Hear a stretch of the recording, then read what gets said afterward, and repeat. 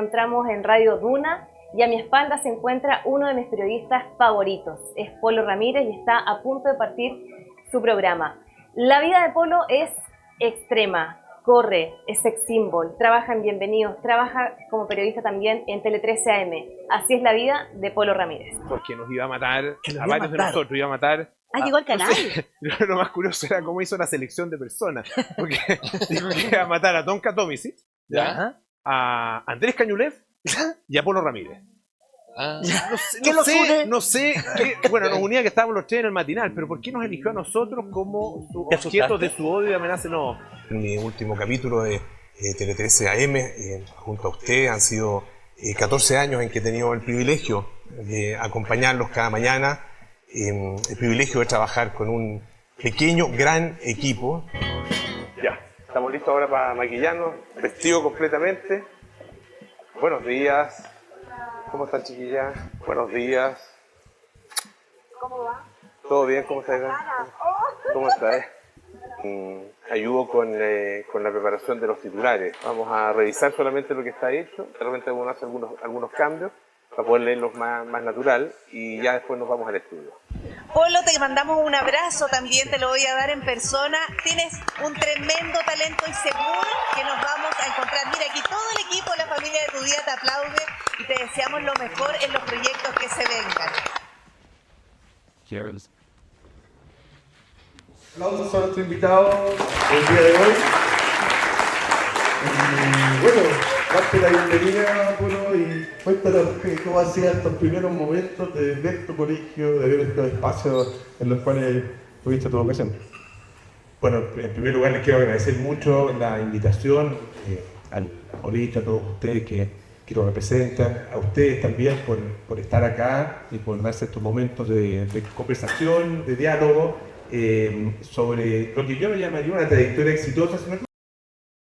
Yo creo que todas las trayectorias son en su modo, a su manera, exitosas en la medida en que uno vaya alcanzando cierto tipo de logros que lo hagan sentirse bien, que lo hagan sentirse feliz, que signifiquen también entrega a los otros, a las personas que lo tienen más cerca. Creo que el éxito tiene mucho que ver con los afectos, con el cariño, con el aprecio de las personas, sobre todo aquellas que tenemos más cerca de nosotros. La verdad que volver al colegio ha sido bien emocionante, está súper cambiado, no venía desde hace hartos años. Edificios completos nuevos, o sea, no una remodelación de una sala, no, sino que completamente nuevo. Este yo creo que no estaba cuando yo estaba en este salón, no estaba cuando yo estaba en el colegio, estaba solamente el casino del lado, ¿no? Sí, estaba el casino y había, bueno, algunas otras cosas. Cuando yo entré al colegio en el año 75, el sitio del colegio, el espacio, digamos, que nosotros teníamos, llegaba hasta Apoquindo. O sea, las casas que están en... Apoquindo estaba allá, ¿no? Sí. Las casas que están allá, o allá, no existían. Llegaba hasta... Y era una gran selva. No había... Yo creo que nunca había entrado un jardinero a esa zona. Así que imagínense lo fascinante que era para un niño de 8 años. Y para, bueno, toda esa generación. Los grandes también disfrutaban de esta selva. Y el colegio mismo, no era una selva, pero era un colegio con mucha libertad. Un colegio que incentivaba además la libertad de los estudiantes y que nos entregaba lo que nosotros necesitábamos para ejercitar justamente esa libertad. En años en que la palabra libertad no era muy bien mirada, en años en que la verdad que la cosa era tremendamente difícil desde la puerta del colegio hacia afuera, pero acá en el colegio se vivía un microclima que era muy especial, con personas muy diversas y con mucho respeto entre todos nosotros. Incluso ahora, cuando yo estoy a punto de cumplir, o sea, ya cumplimos en realidad 40 años de salido del colegio, estamos cumpliéndonos ahora, nos vamos a juntar en 2 semanas más en la casa de uno de nuestros compañeros de curso, y son 40 años, es en realidad una vida completa, o varias vidas de las de ustedes. Así Oye, que, Polo, y en esa época, de tu época como escolar acá, ¿estaba todavía el sistema de confianza? Es uno de los, digamos, de los valores que en ese tiempo se cuidaba. existía, y yo no tenía la sensación de que, bueno, yo creo que es la manera también de mirar que tenemos en las personas, como que lo que nosotros vivimos fue excepcional y después nada fue igual a como nosotros lo vivimos. Pero el hecho que tú me preguntes si existía el sistema de confianza, la verdad que es una súper buena noticia, porque quiere decir que todavía existe y que todavía se aplica. Y era bien impresionante. No sé si todavía es así, pero a nosotros los profesores nos dictaban las preguntas o las anotaban en el pizarrón y se iban de la sala. No sé si todavía es así.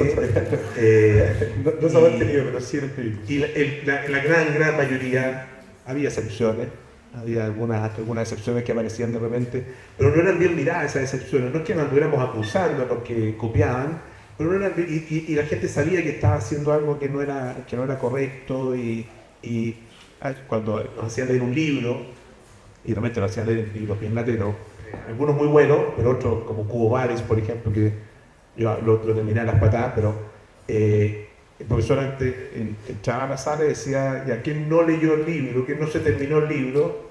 Y los que no habían terminado el libro levantaban la mano y se iban de la sala, no daban la prueba sobre el libro, y bueno, se llevaron un 1, un 2.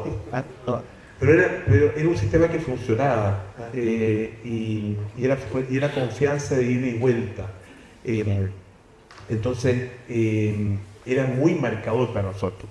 El impacto que muchos de nosotros tuvimos al salir del colegio y darnos cuenta cómo la gente copiaba o hacía cosas deshonestas, era bien impresionante, porque en el colegio no estábamos acostumbrados a eso.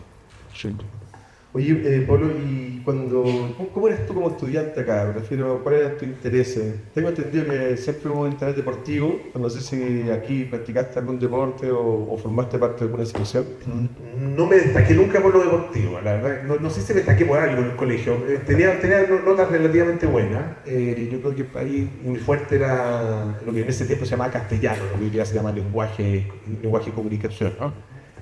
Castellano se llamaba, y recuerdo especialmente a uno de los profesores que para mí fue muy marcador, que es Carlos Aravena, quien desgraciadamente falleció ya hace algunos años.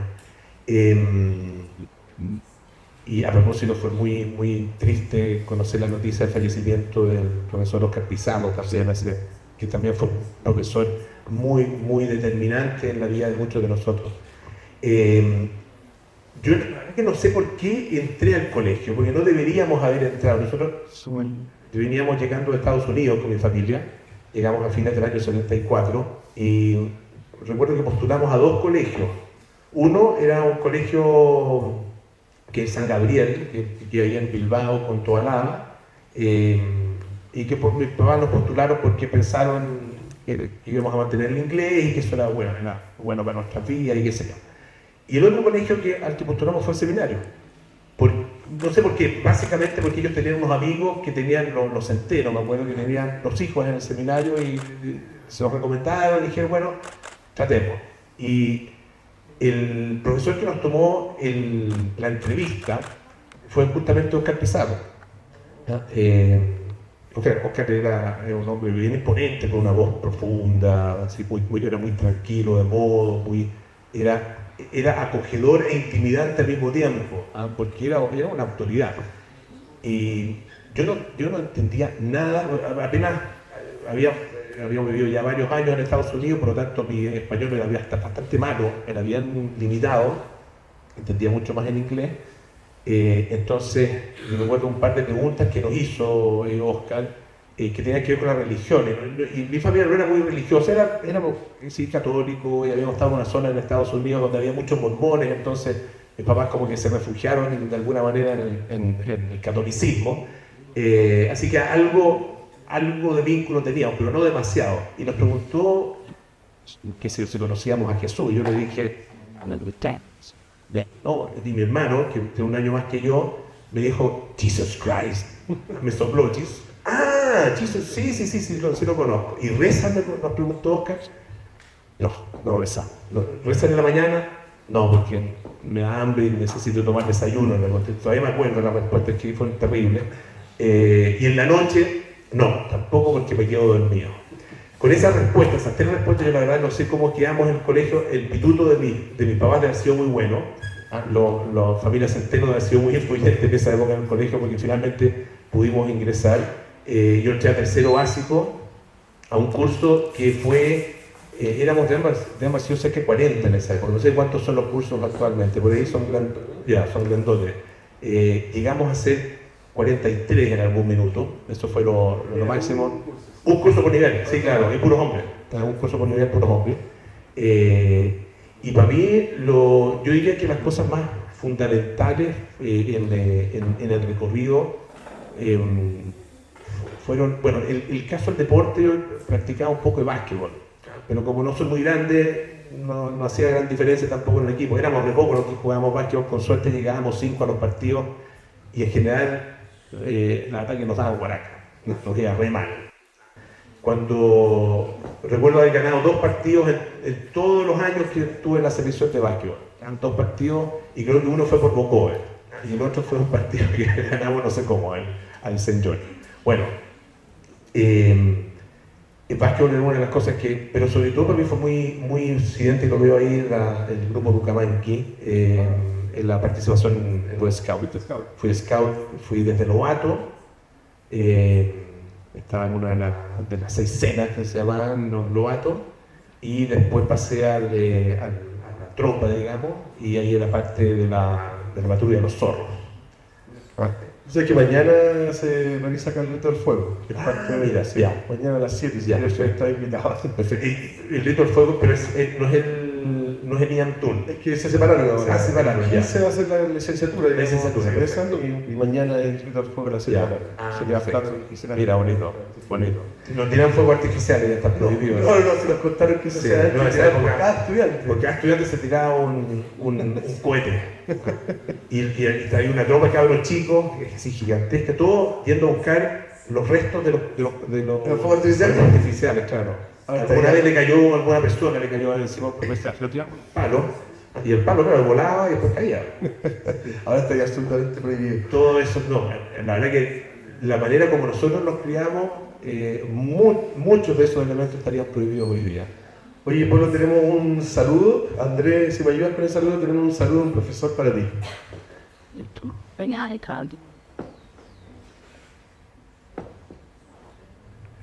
Hola, estimado Polo. Estimado y enrollado Polo. ¿Y cómo estás? Te habla el profe Sandoval. Me he enterado que van de visita a un seminario. Han hecho querido seminario. Te mando un gran saludo, un gran abrazo. Y te cuento que el domingo ahí en el patio de Chao, si es que pasas por ahí, despedimos al profe Pizarro, a Oscar Pizarro, que fue al encuentro del Señor. Querido Polo, qué hermoso está el colegio, se ve muy lindo, muy lindo, es muy grato volver a él.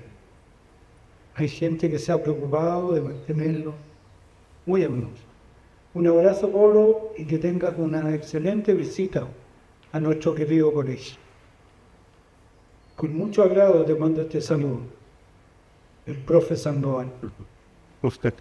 El profesor Sandoval hizo clases acá un montón de años. Él era profesor básico. Nos hacía clases, creo que desde quinto a octavo, me parece que lo tuvimos, o quinto a séptimo por ahí. Y yo lo recuerdo como un gran profesor, sobre todo de castellano. Fue profesor jefe nuestro, era exigente, era serio. Los profesores eran autoridades, eran referentes para nosotros. Y les teníamos a casi todos, porque había algunos que eran mucho más cercanos y tenían además un sentido del humor que hacía que, claro, uno de repente traspasara un poco ese límite. Recuerdo a Octavio Vázquez, por ejemplo, que era profesor porque en ese tiempo se llamaba tecnología o técnico manual.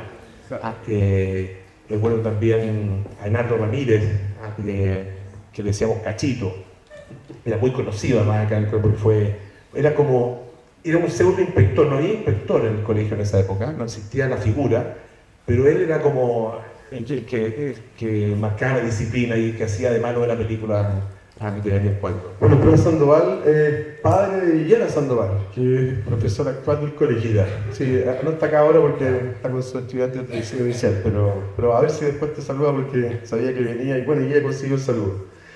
Polo, quería preguntarte ya en los últimos años de colegio, ¿cómo fuiste definiendo tu vocación, digamos, tu interés por el periodismo, por las comunicaciones?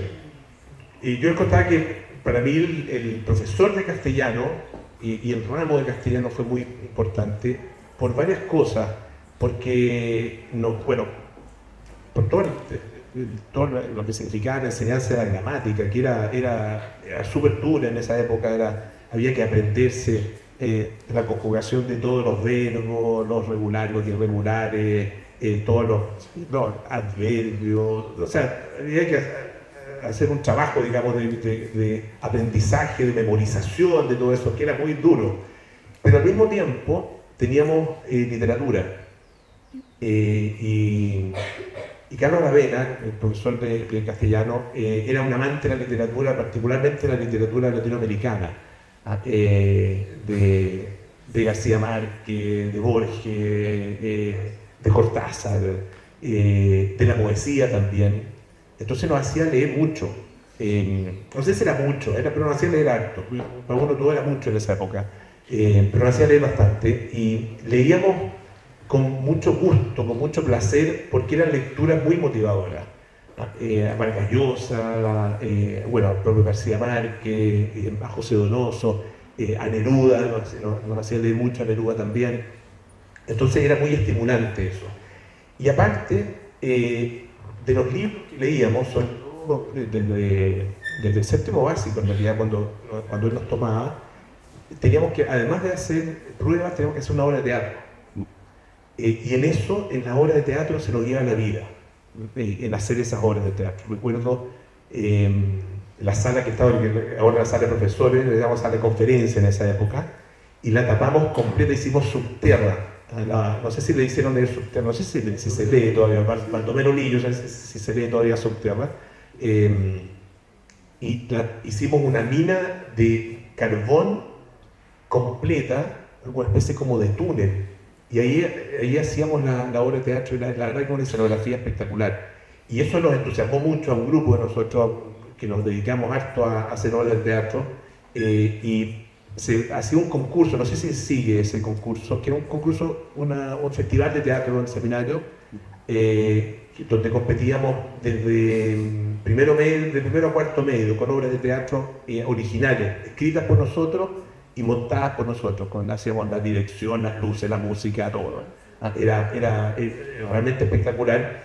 Y en mi curso había varios que querían o ser actores o ser artistas, entonces se formó un grupo de teatro que era muy bueno, y hacíamos las obras acá y participábamos en festivales en otros colegios, en Notre Dame, que tenía un muy buen festival de teatro, el Colegio San Juan, que también tenía un festival, incluso en algún momento estuvimos en un teatro profesional mostrándole la obra al público y actores, o sea, fue algo que nos entusiasmaba mucho.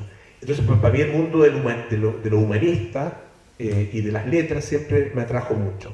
Y en los momentos que empiezan como a definirse las vocaciones, uno elige lo que quiere y también de alguna manera marca como su identidad, o trata de marcar su identidad, diferenciándose un poco de los que tiene más cerca. Y en mi grupo la verdad que nadie quería estudiar periodismo. Querían estudiar, había más cercano, digamos, un actor, que fue actor, digamos, otro que estudió arte, otro que estudió música, otro que estudió psicología, otro que estudió, dos que estudiaron derecho, y así, una ingeniería comercial, otro a cosas muy distintas. Y a mí, tal vez por diferenciarme un poco, y porque me gustaba el tema de las letras y escribir y todo, decidí periodismo, pero sin tener mucha claridad de qué significaba ser periodista. Para mí significaba dos cosas: poder escribir o tener que escribir, y además, que yo creo que es lo que a uno más le marca en esta vocación y en este interés es el ser testigo de cosas, el poder estar presente en lugares, en situaciones y con personas donde las cosas están ocurriendo. Y ese es el gran privilegio que uno tiene finalmente como periodista, el acceso a situaciones, a circunstancias que el resto de las personas que se dedican a cada uno a sus temas y cada una a sus cosas, que pueden ser probablemente mucho más importantes que lo que hace uno, pero no tienen acceso y a lo mejor quisieran tenerlo por último, poder conocer a la gente. Entonces, significa poder tener acceso a personalidades de la vida pública que uno mira muy desde lejos, muy desde abajo, digamos, porque muchos de ellos los admira además. Entonces, es la oportunidad, y creo que eso ha sido súper gratificante en mi historia, en mi carrera, poder haber conocido a grandes personalidades de distintos ámbitos, de la política, de la economía, de la cultura, del deporte, etc. Y eso es muy motivador. Sí. Bueno, acá estamos con estudiantes de tercero medio, ellos pronto ya van a empezar a definir, digamos, qué quieren estudiar, a qué se van a dedicar, digamos. Entonces, quería que nos contaras, que compartieras con ellos cómo fue el inicio de tu camino laboral, digamos. No sé si fue algo que se dio naturalmente o tuviste algunas dificultades. ¿Cómo fuiste comenzando ese camino?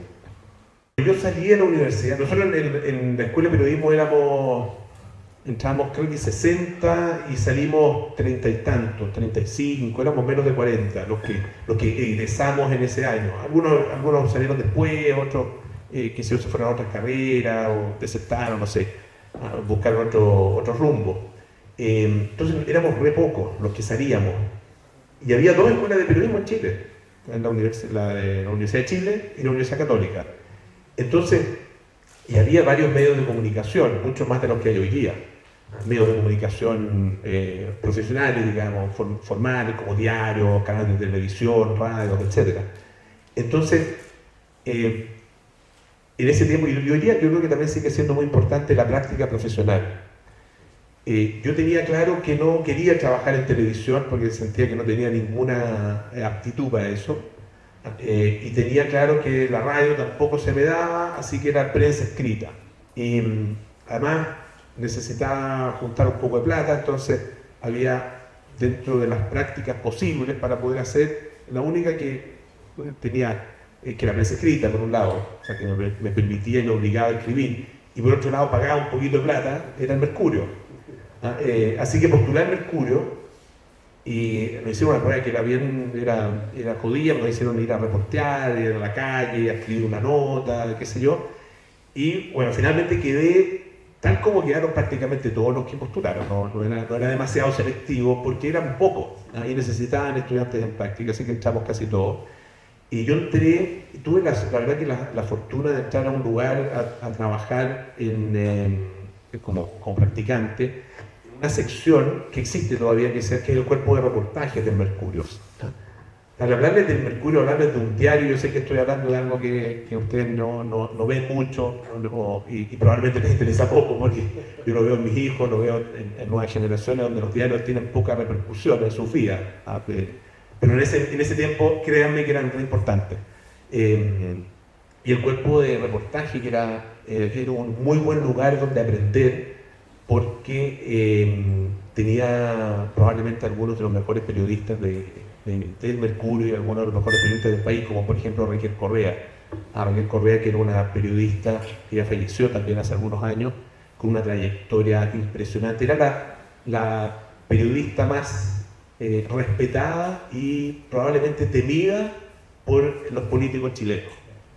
Y yo entré a hacer la práctica en el año 88, o sea, todavía estábamos en dictadura, terminando ya, bueno, fue el plebiscito del 88, ese mismo año, en octubre, yo hice la práctica en ese verano, y pude darme cuenta de lo que ella y lo que esas páginas, digamos, significaban, le pude tomar el peso.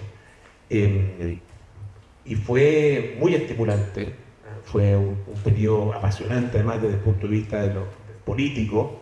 Piensen ustedes que estábamos en los últimos años, últimos meses incluso, de una dictadura que había durado 17 años, que había sido durísima, y que cuando yo tenía la edad de usted, cuando estaba en tercero medio, pensaba que nunca iba a terminar, porque uno tenía esa sensación de que esto tenía, con suerte, para, no sé, a lo menos unos 15 o 16 años más.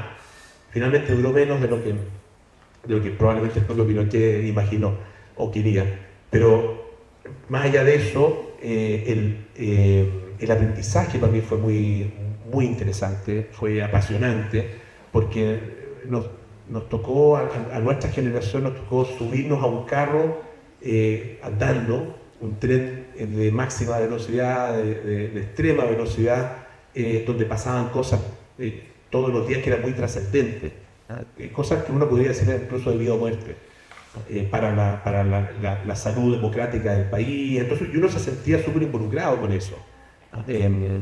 No desde un punto de vista partidista, digamos, sino que de dar a conocer lo que efectivamente estaba pasando.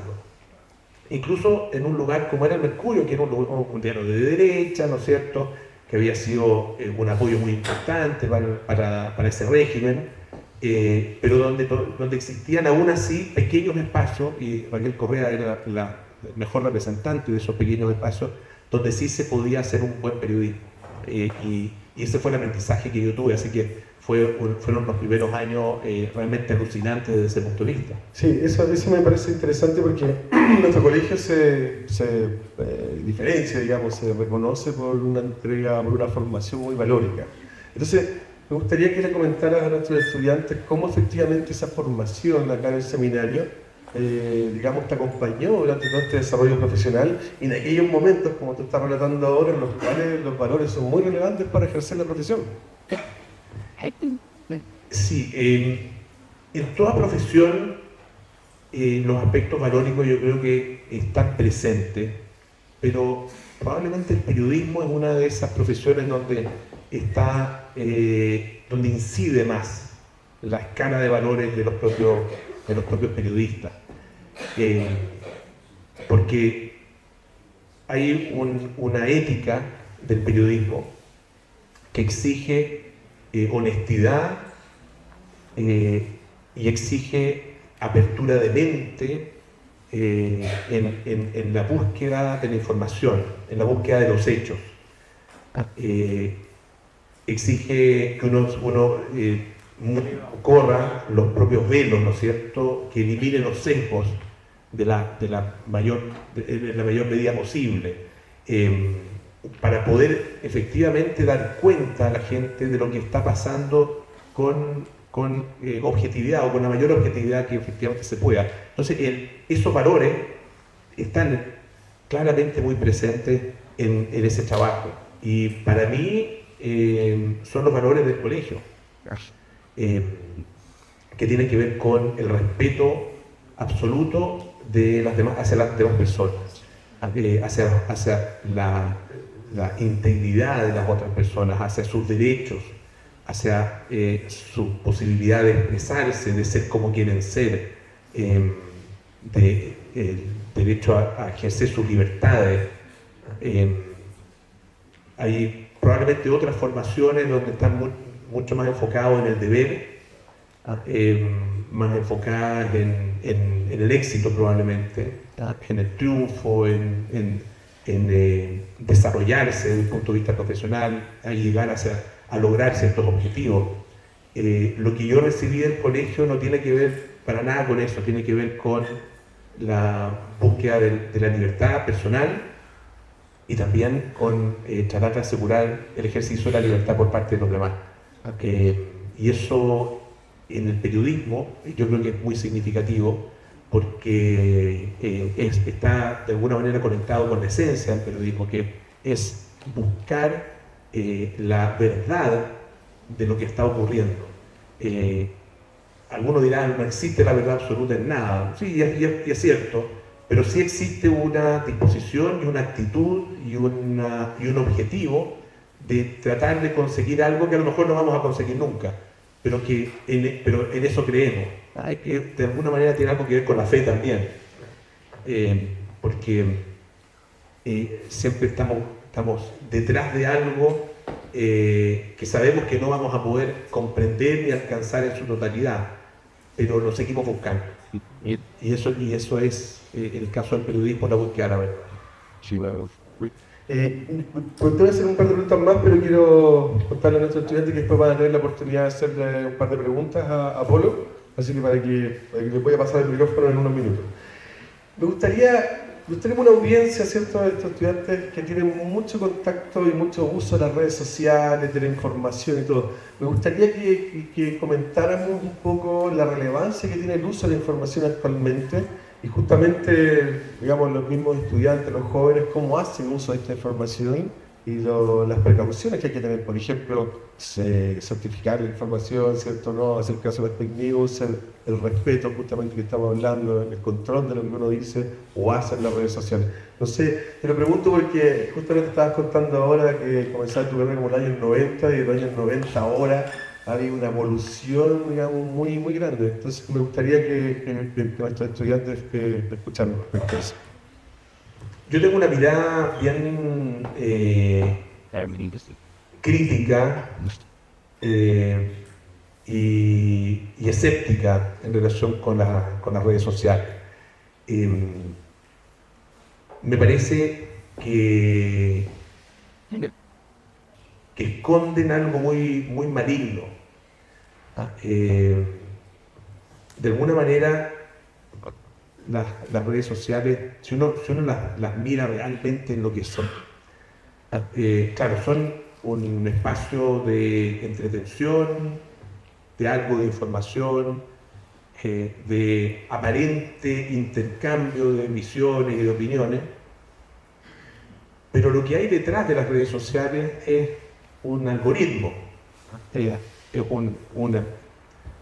un cerebro que no le pertenece a nadie,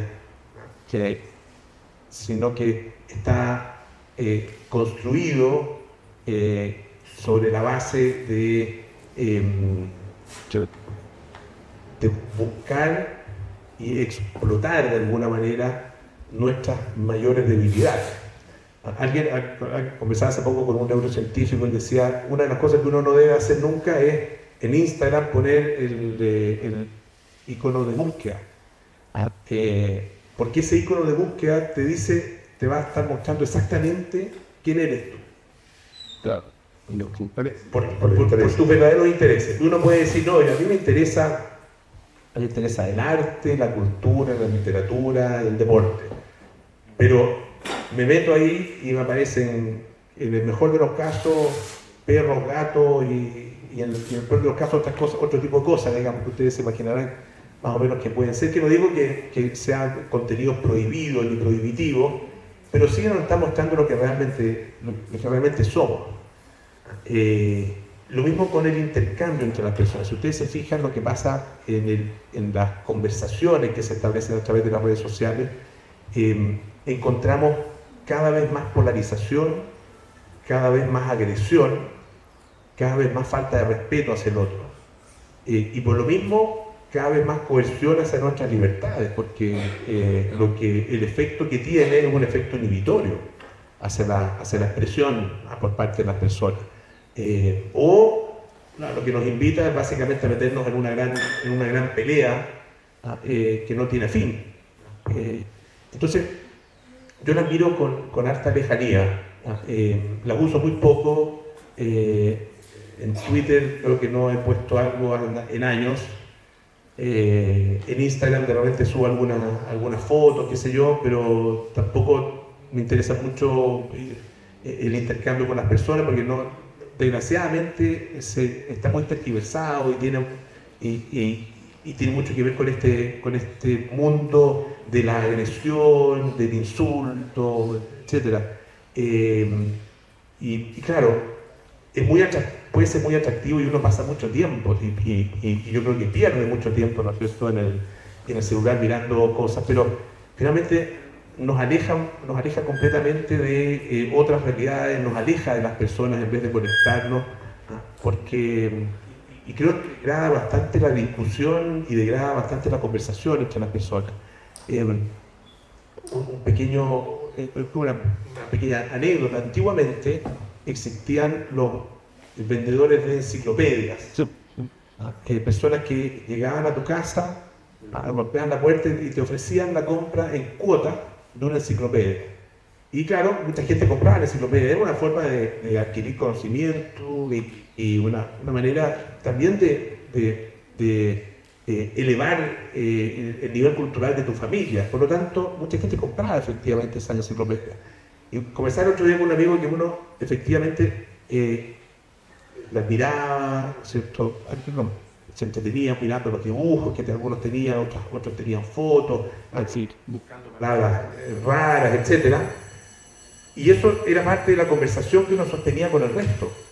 Tomado y para estudiar lo hacíamos con enciclopedia, para jugar lo podíamos hacer en algunos casos con enciclopedia, jugando al diccionario, qué sé yo. Hoy día, ¿cuál es el intercambio que efectivamente tenemos entre nosotros? Intercambiamos memes, intercambiamos pequeñas fotos, pequeños chistes, pequeños videos, que claro, nos hacen sonreír, nos hacen reír unos minutos, pero nos dejan pocaso. Y eso yo creo que es una pérdida finalmente en nuestra formación, en la construcción del conocimiento y en la construcción también de la interacción social. Una última pregunta, esto respecto a las redes sociales, pero acá debemos tener algunos estudiantes que efectivamente van a estudiar periodismo o van a estudiar comunicaciones, y a mí me interesa que también te refieras al uso responsable de la información por parte de los medios de comunicación. En Chile no tenemos tantos medios de comunicación, y efectivamente a través de estos medios de comunicación masivos, ¿cierto?, gran parte de la población se informa y se impacta. Entonces me interesa eso porque es un tema ético, ¿cierto?, y es algo que tiene que ver con los valores. Cuando yo empecé a trabajar, la única manera a través de la cual un lector o lectora podía ver su opinión era a través de la sección de cartas al director del diario. En la radio prácticamente no existía interacción, o existía, pero para, qué sé yo, para dar consejos, cosas de ese estilo. No era una interacción más profunda que eso. En la televisión no existía. Y solo existían los diarios, estas cartas, donde la gente expresaba su opinión y podía rebatir lo que el diario había dicho. Hoy día, 30 y tantos años después, esa interacción es permanente, constante y muy rica además.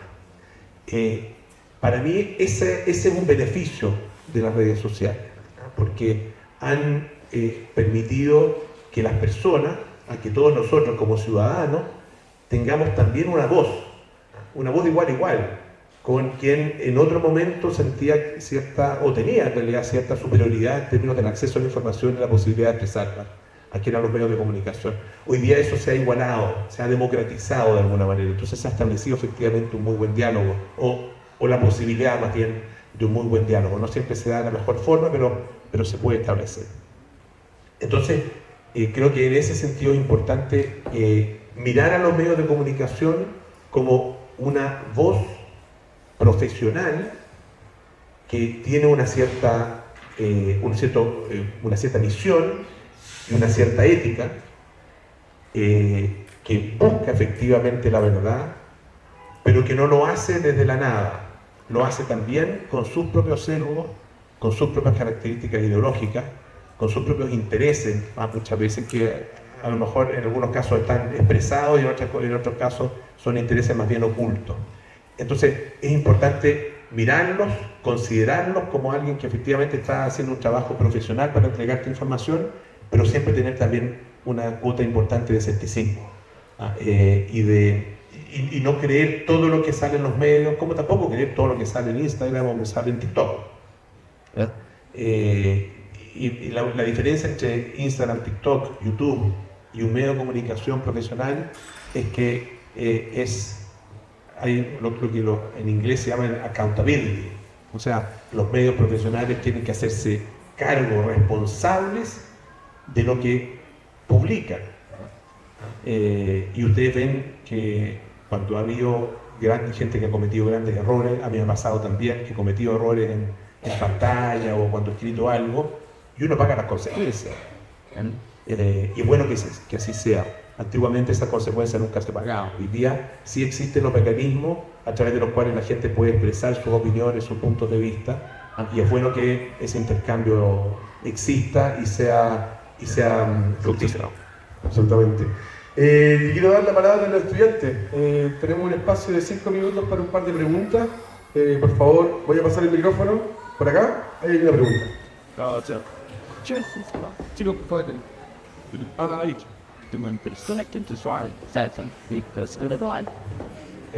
quería preguntarte sobre cómo fue porque dijiste que trabajaste en la empresa escrita, cómo fue ese paso como de, creo que empresa escrita a la tele, como ese cambio, cómo se logró, se llevó a dar.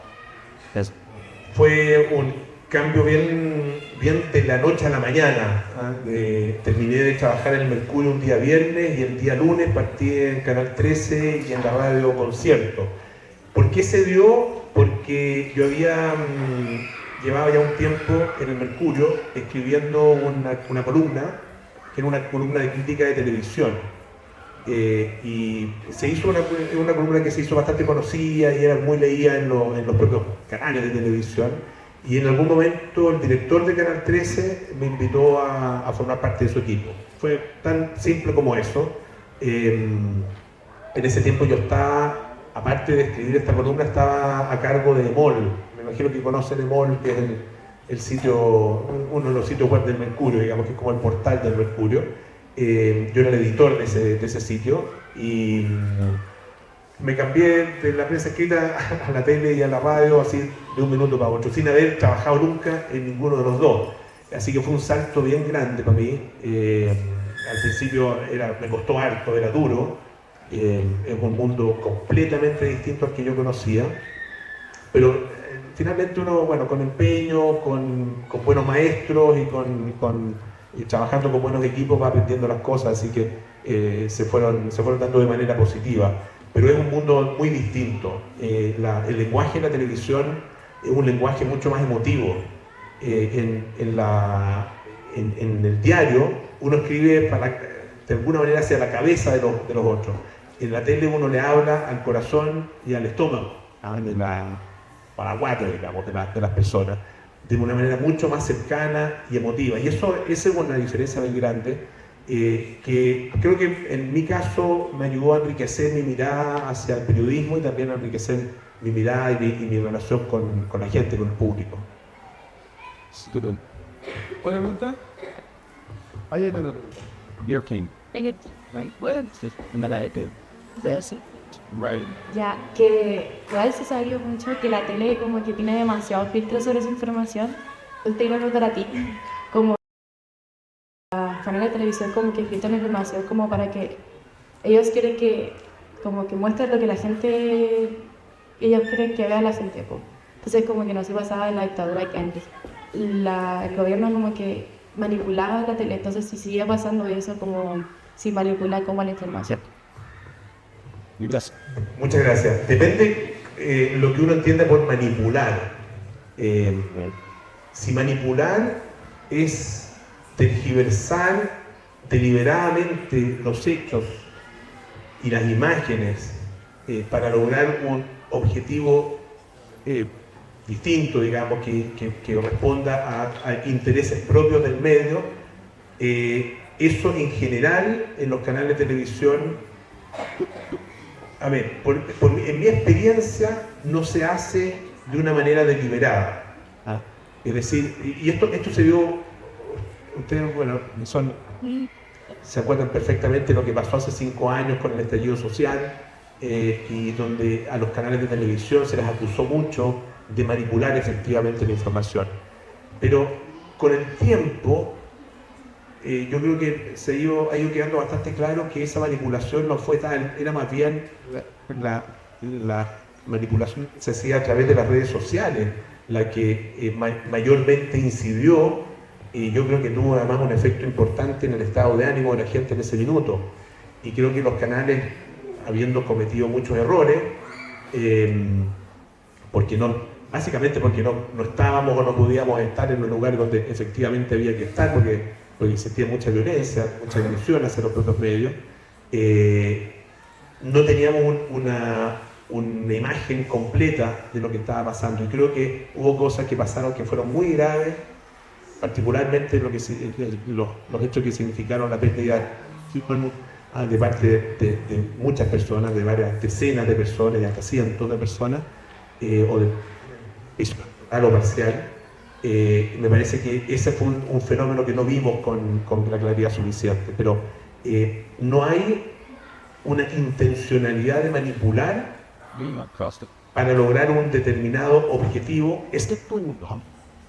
Y ese objetivo es, para mi gusto, el gran cáncer que tiene la televisión y se llama rating. Lo que hace la televisión lo hace para conseguir rating. Y a veces, por conseguir rating, caemos en exceso o cometemos errores que pueden llegar a ser muy graves. Mira, una última pregunta acá, es 20. Entonces sacamos el nombre de la pregunta y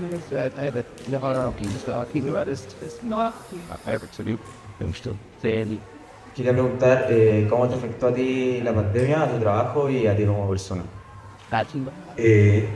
Muchas gracias por la pregunta. La pandemia yo creo que bueno, nos pegó fuerte a todos.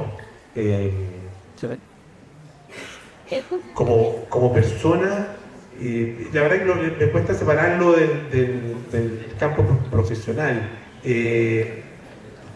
Yo tuve que seguir trabajando permanentemente, tuve un periodo muy corto como de 10, 15 días de trabajo desde la casa, fue muy cortito, así que no me di mucho cuenta cuál era el impacto. O sea, me daba cuenta obviamente porque lo veía en todo Chile, ¿no es cierto? En todo el mundo, el impacto que estaba teniendo. En lo personal se derivó desde cosas muy frívolas y tontas, como por ejemplo tener que maquillarse, tener que echarse, qué sé yo, una base o no sé, tuve que maquillarme yo mismo porque no nos maquillaban las maquilladoras.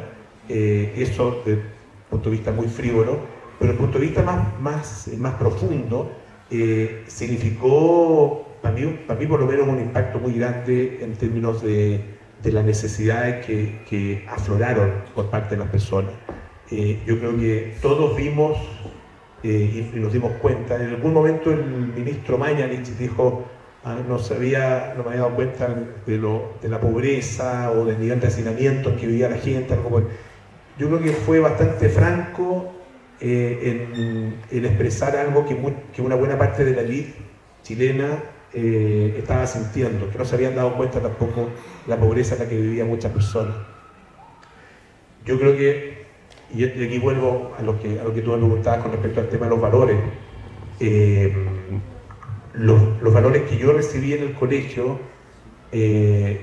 hacen que mi mirada hacia los demás, y lo veo también en muchos de mis compañeros de curso, sea siempre una mirada de consideración de la otra persona como un ser humano, venga de donde venga,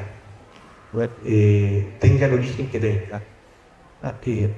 Y cuando era chico, el nivel de pobreza que existía en Chile era mucho mayor al de hoy, pero hoy día hay un nivel de pobreza también muy importante y que se ve muy afectado por otras realidades, como por ejemplo la droga o la delincuencia, que en esos tiempos era mucho menor que vivía.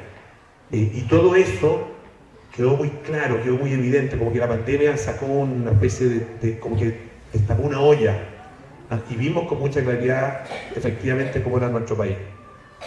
Y para mí fue una lección muy importante de nuevo de recordarnos que pese a que este país ha avanzado mucho, que hemos tenido logros importantes, uno lo ve en este mismo colegio, desde el punto de vista de la infraestructura, yo me imagino que también desde el punto de vista del equipamiento que ustedes tienen y todo, es otro mundo. Pero ese otro mundo tiene que venir acompañado también de esos valores, de la permanencia de esos mismos valores, para que cada uno de ustedes y para cada una de las personas que están afuera de nuestro colegio, tengan los mismos derechos, sean considerados de la misma manera. Creo que la pandemia, porque la pandemia nos mostró realidades muy crudas, muy duras en el hacinamiento, muy duras en la vida que estaban viviendo muchos de los inmigrantes, por ejemplo, lo que pasaba en lo que sigue pasando en los campamentos, y nos trajo un nivel de pobreza también bien importante. Entonces fue una muy buena lección y un muy buen recordatorio de la importancia que tiene la formación valórica en las personas. Gracias, Polo. Oye, qué importante lo que dice respecto a la formación, es decir, semiponti, digamos, para siempre, digamos, siempre, eso queda la marca aunque uno no lo quiera. Sí, es verdad, eso es muy importante para que los estudiantes también vean que eso es así. Quiero invitar ahora a unos integrantes del centro de alumnos que nos van a ayudar a entregar tus presentes. Por favor, gracias.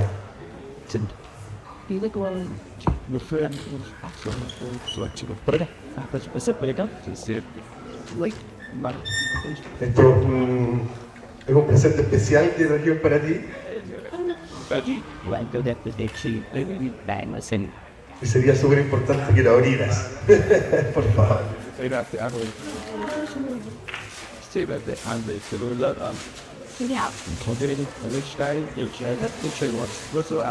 Sí, porque estuvimos buscando nuestro archivo y encontramos el anuario de 1984 donde está efectivamente la ficha, la misma que van a rellenar ustedes y que se va a presentar en el anuario cuando crecen, y ahí está con su ficha, lo que él escribió y lo que sus alumnos escribieron. Así que eso queríamos regalarte.